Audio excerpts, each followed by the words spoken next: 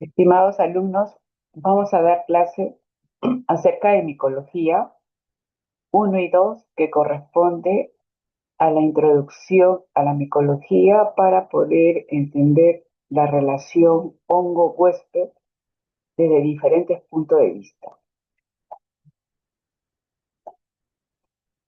Entonces hay características que ustedes ya saben, pero hay que repasarlas. Uno, que los hongos pertenecen al reino fungi y están formados por células eucariotas.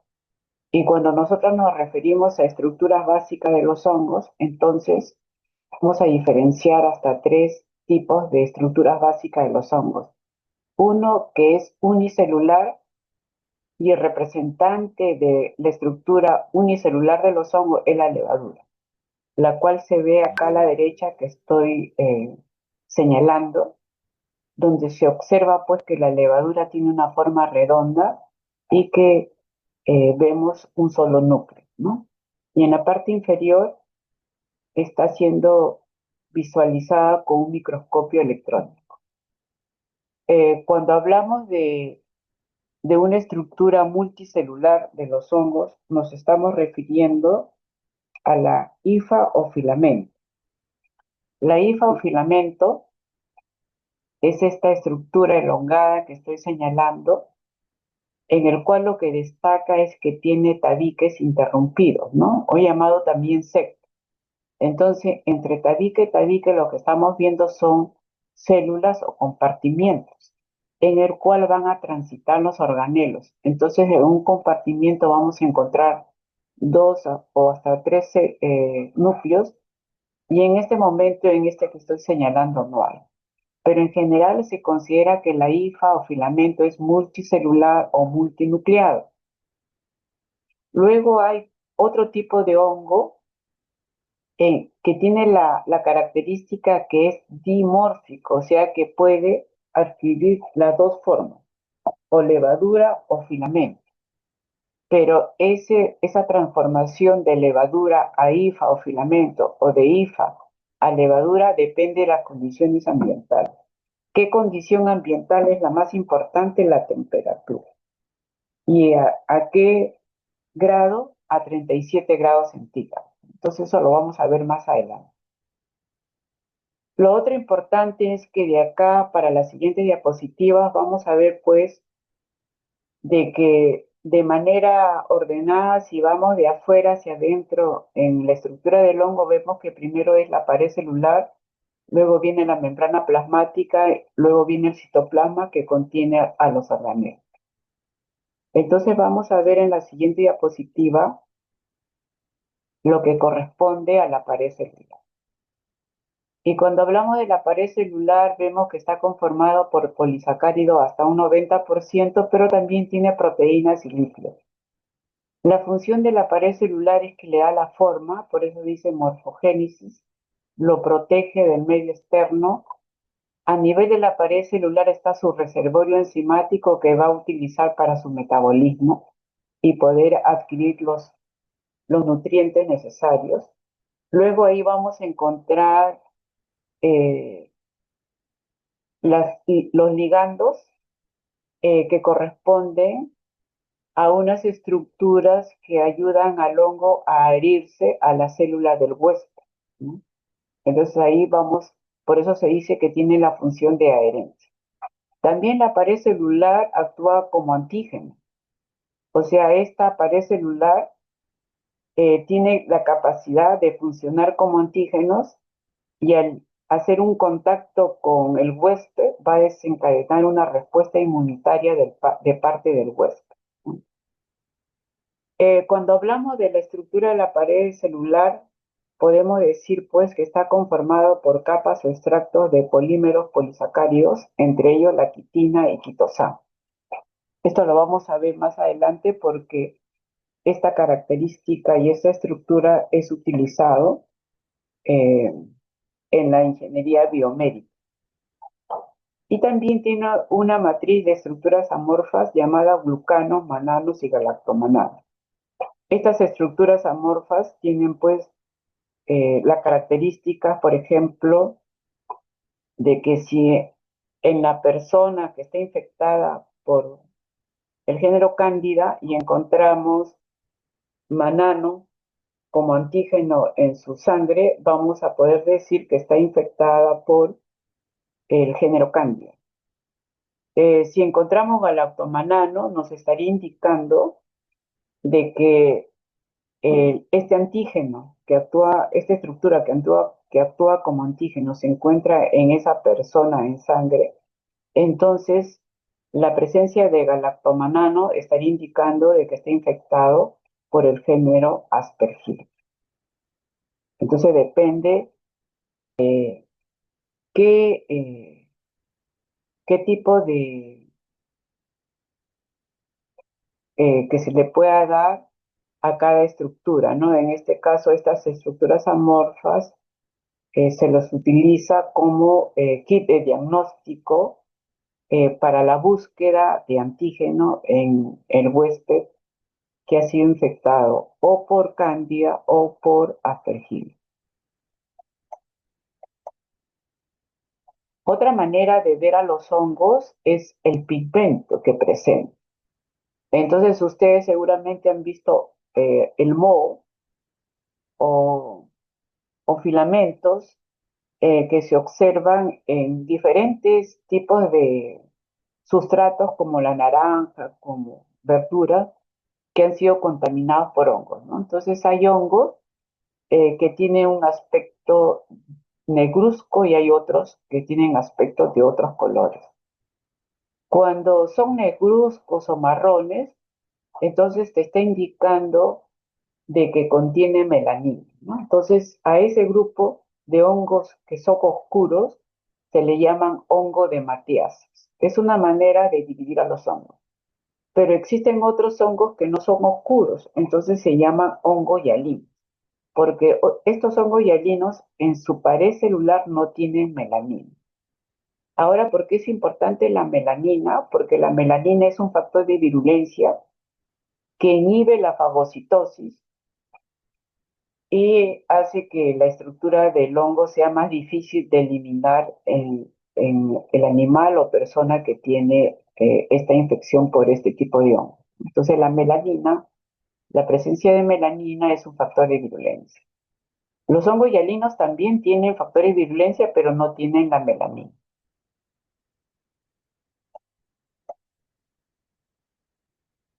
¿Qué podemos decir de la pared celular? La composición de la pared celular ha sido utilizada como sitios principales donde pueden actuar los antimicóticos o antifúngicos, ¿no? ¿Qué serían las medicinas que se utilizan para destruir a los hongos? Se llaman antifúngicos o antimicóticos. Entonces, por ejemplo, acá estamos viendo la composición de Candida albicans, que es una levadura que tiene esta morfología redonda.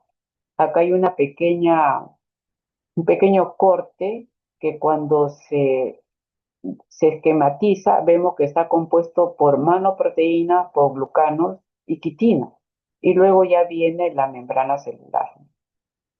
Entonces vemos que hay un grupo de antifúngicos o antimicóticos llamados equinocandinas. Entonces, ¿qué hace las equinocandinas? Inhiben a la enzima 1,3-beta de glucan sintetasa. Cuando inhibe esta enzima, lo que está haciendo este antifúngico es impedir la síntesis de glucano.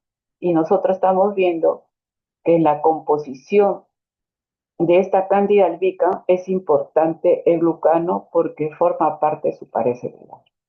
Entonces las equinocandinas a inhibirlo destruyen la pared celular y pueden lograr pues desde ese punto de vista la destrucción de esta levadura llamada cándida albicans.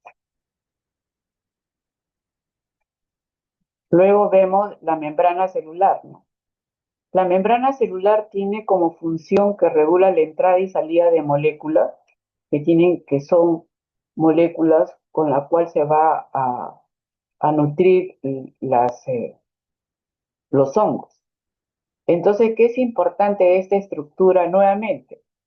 vemos de que está conformado la membrana celular de los hongos, la membrana plasmática, está conformado por fosfolípidos, proteínas y ergosterol. ¿Por qué está en círculo ergosterol y en otro color? Porque esta es una molécula principal de la mayoría de unos antifúngicos llamados polienos, en el cual se encuentra la anfotericin B, y los azoles, en el cual se encuentra el fluconazol y voriconazol.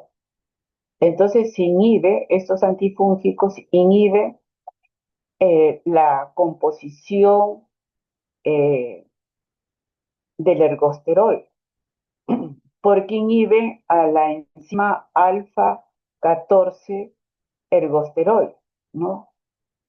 Y de esa manera no se conforma la membrana plasmática del hongo.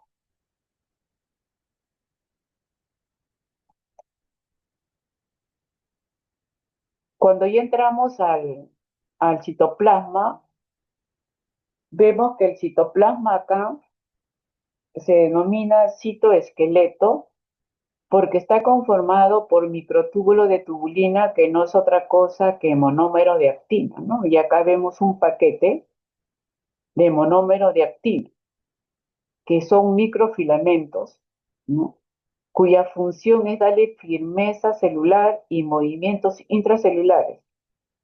Lo que estoy señalando corresponde a una subunidad de monómero de actina, ¿no? Que podríamos verlo de manera similar como rieles de tren, ¿no? Y esto que ustedes están observando son los organelos que al adherirse a estos monómeros de actina pueden circular, pueden pasar. En este caso estamos viendo una hifa, pueden pasar de un compartimiento a otro compartimiento que está conformando a esta hifa. Y por eso se dice de que su función de estos microtúbulos de tubulina es darle movimiento intracelular. ¿En qué situación se ve este movimiento de organelas? En el momento de la mitosis, o decir que hay movimiento de organelas dentro de la hifa, ¿no? ¿Qué otra situación podemos observar? Es que los microtúbulos de tubulina también son un blanco de los antifúngicos o fungicidas. Y en este caso estaríamos hablando de los benzimidazoles, que podrían destruir a los monómeros de actina que se encuentran en el citoesqueleto.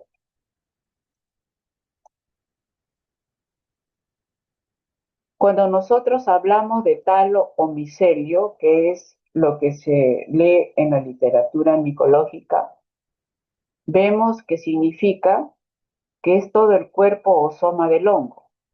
Entonces, si por ejemplo yo veo en esta foto una naranja que actúa como alimento o sustrato para el crecimiento de este hongo, veo pues que hay un hongo acá que sería todo el talo o micelio. Es un hongo algodonoso, parece un algodón que tiene un color verdoso, ¿no? Entonces, si yo lo veo macroscópicamente, podrías decir que es un talo filamentoso.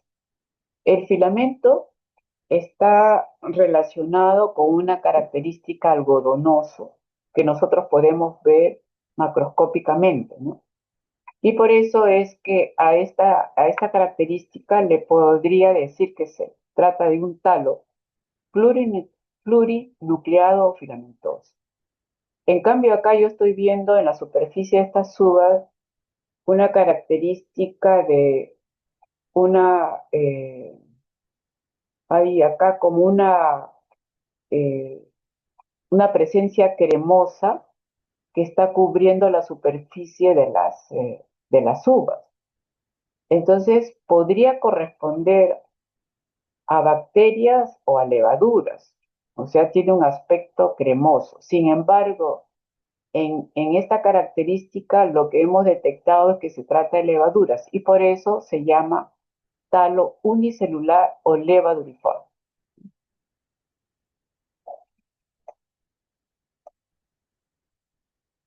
También es importante clasificar este talo o micelio desde el punto de vista de su función y de su situación en el sustrato.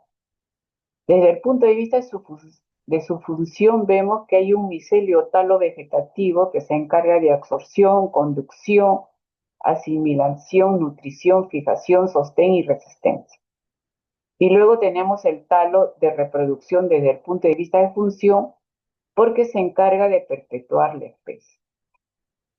Cuando nosotros queremos más bien clasificarlo por su situación en el sustrato, tenemos que observar esta placa Petri, ¿no? En esta placa Petri lo que yo veo es el medio de cultivo, que es de color transparente y que estoy señalando, y este sería el sustrato. Y lo que está creciendo acá serían colonias algodonosas, de color verdosa, media concéntricas, ¿no? Entonces, mirando este aspecto, podría decir que hay un micelio basal, un micelio profundo y un micelio aéreo. El micelio basal está ubicado sobre la superficie del sustrato de este medio de cultivo, pero tiene funciones vegetativas. Y el micelio profundo estaría sumergido dentro de este medio de cultivo que es el sustrato. Entonces el micelio profundo está sumergido en el sustrato, desempeñando funciones de absorción y sostén. Y el micelio aéreo más bien es el que emerge del sustrato, es la parte algodonosa que ustedes pueden mirar cuando ponen de perfil esta placa PET, ¿no? Entonces el micelio aéreo es el que emerge del sustrato y generalmente con funciones de reproducción.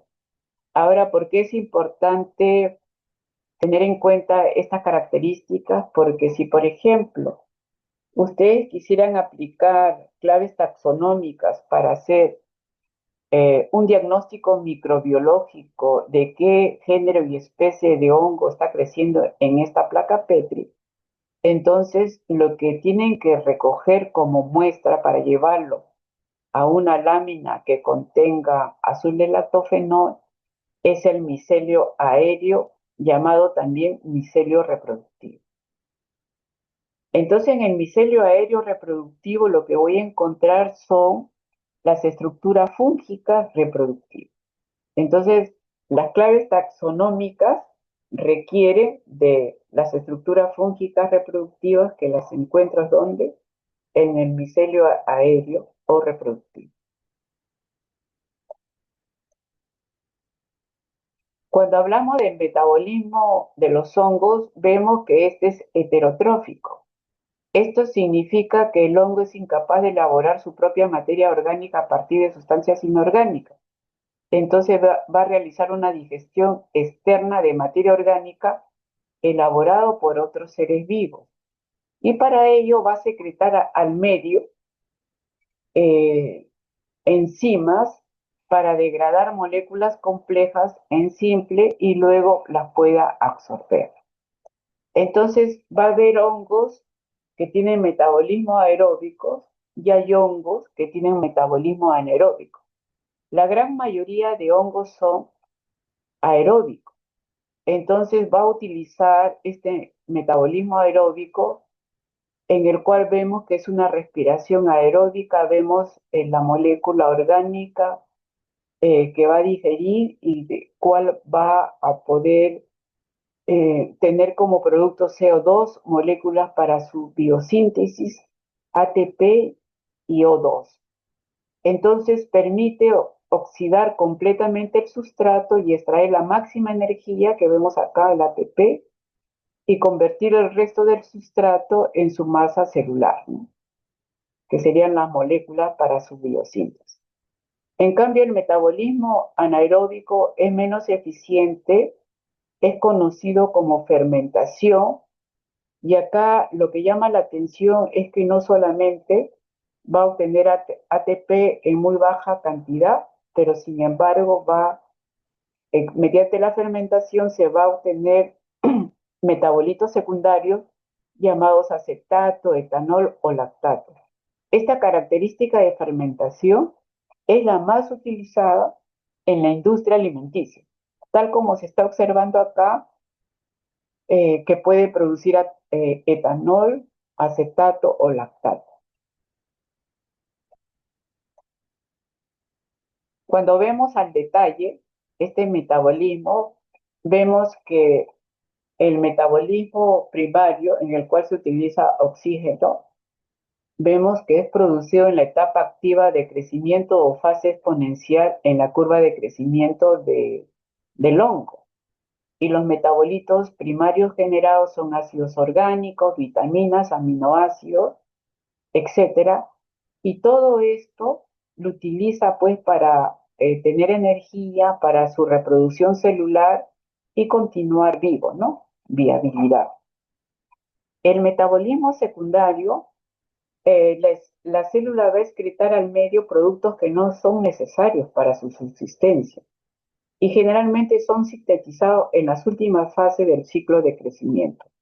Dentro de los metabolitos secundarios son los antibióticos, toxinas, alcaloides, entre otros.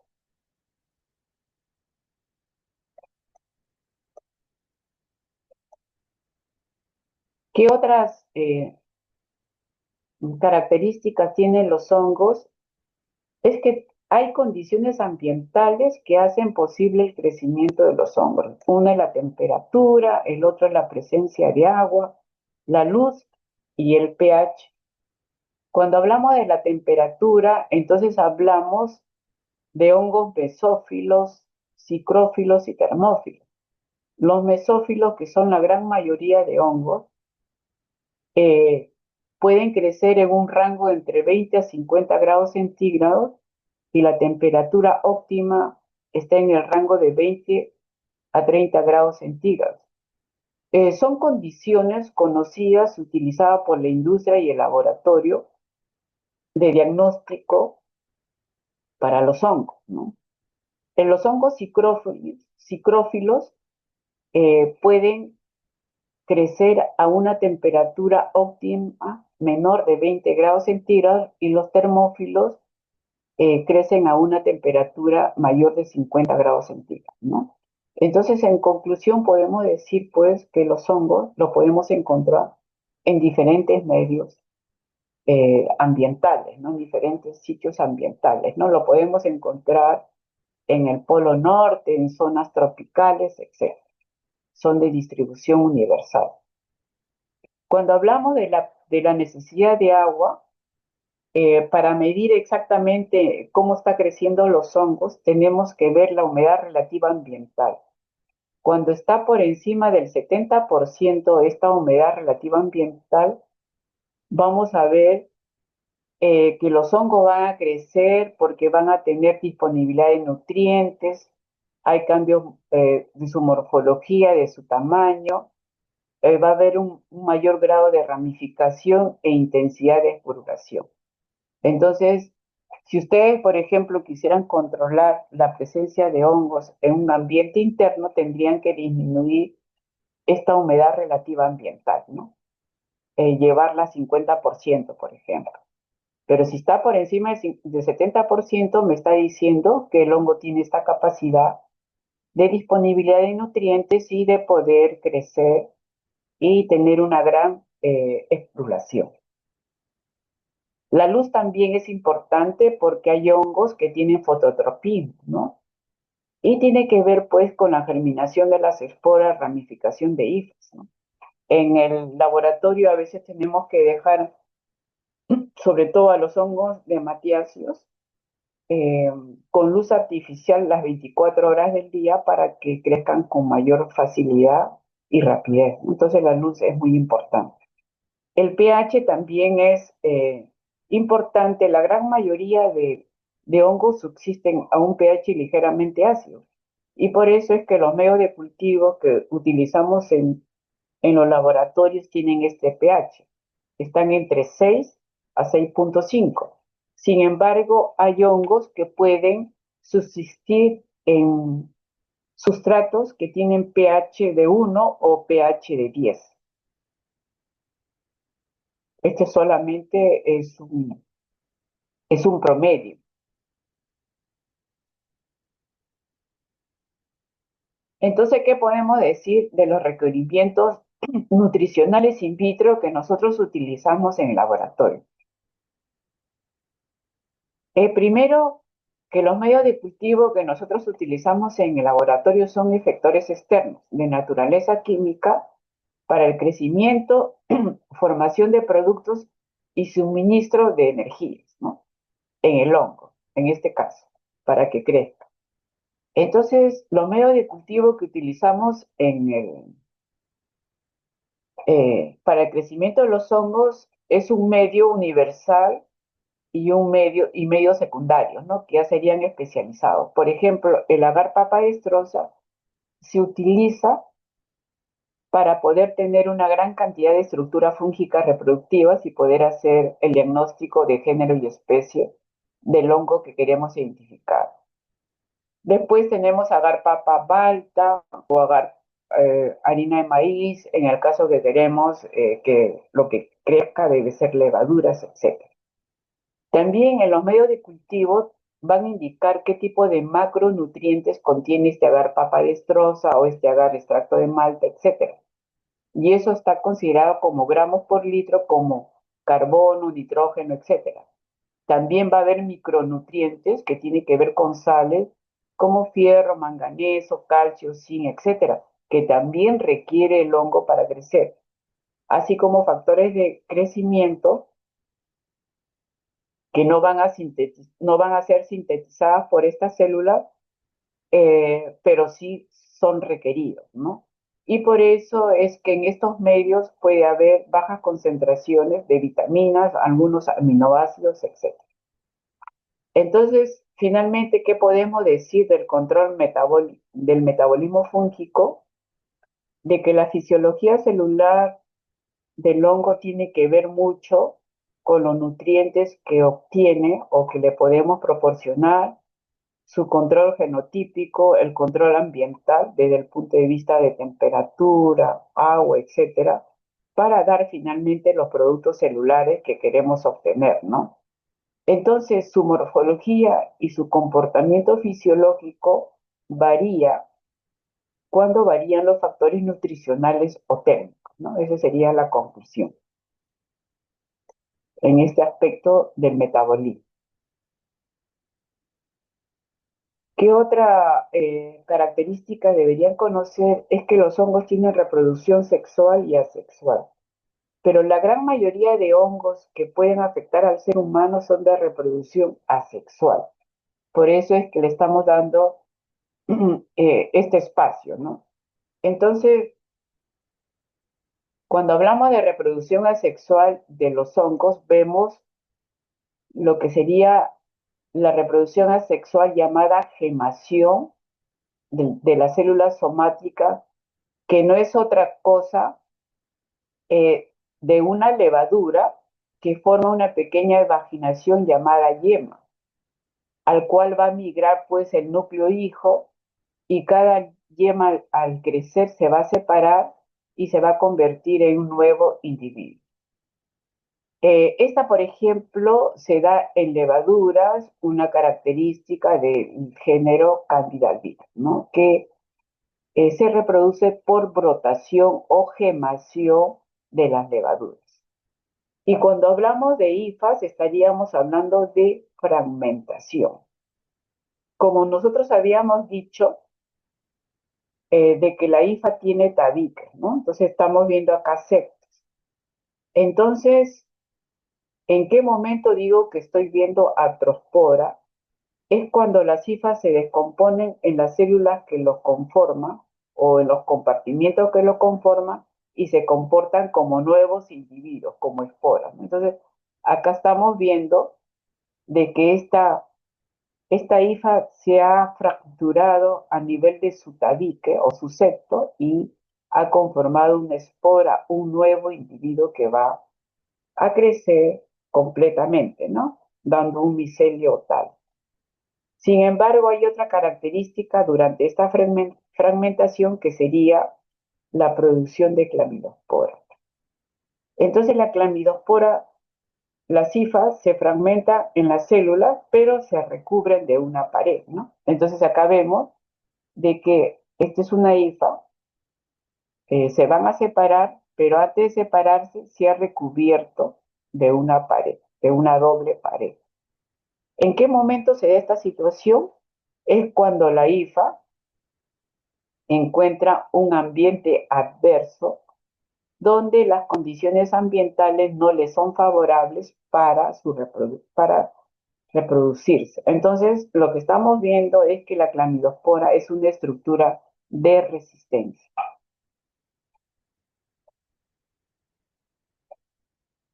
También, dentro de la reproducción asexual, hablamos de la esporulación, que puede ser de dos tipos, unas esporas y otras conidias.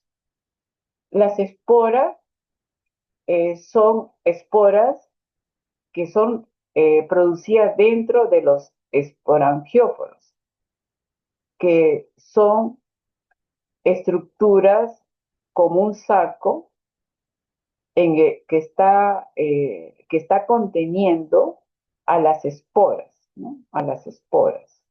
Y luego va a haber una ruptura y una salida de las esporas. En cambio, en las conidias lo que vemos es que las esporas, o en este caso las conillas, salen libremente y no hay una estructura saciforme, ¿no? Entonces, los órganos generadores de esporas o conidias son esporangio, ¿no? Que sería este de acá, o la célula fértil o célula conillón, que sería este. Entonces, acá vemos una célula fértil que va a utilizar órganos accesorios que sostienen las conidias y estas van a salir libremente. Acá también, en el lado izquierdo, vemos el esporangio que va a contener las esporas dentro de una estructura saciforme. Y este sería esporangióforo. Y en este caso se llama conidióforo.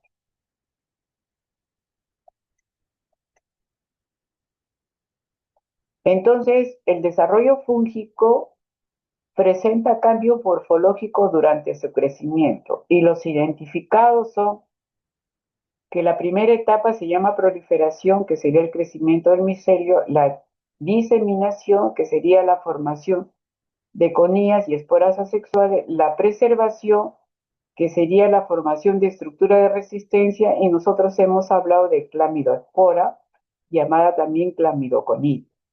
Y la superación, que sería la formación de esporas sexuales, de cual no hemos no hemos detallado, solamente hemos hablado de la reproducción asexual. Entonces, esas serían las 4 etapas que se diferencian durante el crecimiento de los hongos.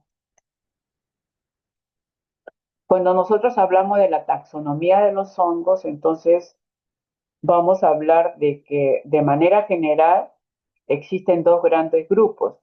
Uno serían los hongos inferiores que no tienen pared celular, llamada también mixomicota, no tienen interés en las enfermedades en el ser humano, o sea, en la patología humana, y los hongos verdaderos o eumicota, en donde sí se encuentran los patógenos del hombre y los animales, y están compuestos por filos o divisiones. Tenemos pues los cigomicotas o cigomicetos, los basidiomicetos y los ascomicetos. Cuando nosotros queremos ver dónde se encuentra la gran mayoría de hongos de importancia médica, vamos a encontrar que el 80% que puede producir enfermedad en el ser humano están en la división de los ascomicetos, ascomicota, también llamado ascomicota. Y ahí vamos a encontrar levaduras, patógenos, dermatofitos, hongos endémicos y hongos filamentosos patógenos. Entonces, esta característica de taxonomía tiene importancia médica. Cuando nosotros queremos utilizar la biología molecular, vemos pues una gran diferencia. Ustedes, por ejemplo, en el laboratorio de microbiología solamente vamos a usar la microscopía de luz, microscopio de luz. Entonces vamos a tener limitaciones, porque cuando se usa la biología molecular, vamos a ver que la secuenciación de ADN nos habla de que existen complejos de especies filogenéticas. ¿No? Por ejemplo, acá vemos el Fusarium solani, que tiene 21 especies filogenéticas. Pero ¿cuál es la importancia de saber que existen 21 especies filogenéticas en Fusarium solani? Porque cada una de ellas pueden diferir desde el punto de vista de su virulencia y de su respuesta al tratamiento, ¿no? Entonces, cuando se usa el ADN como secuencia para poder hacer la taxonomía, en este caso el Fusarium solani, vemos de que tiene 21 especies filogenéticas. Pero si yo uso la microscopía de luz nada más, solamente puedo decir que estoy identificando al Fusarium solani. Esa es la diferencia.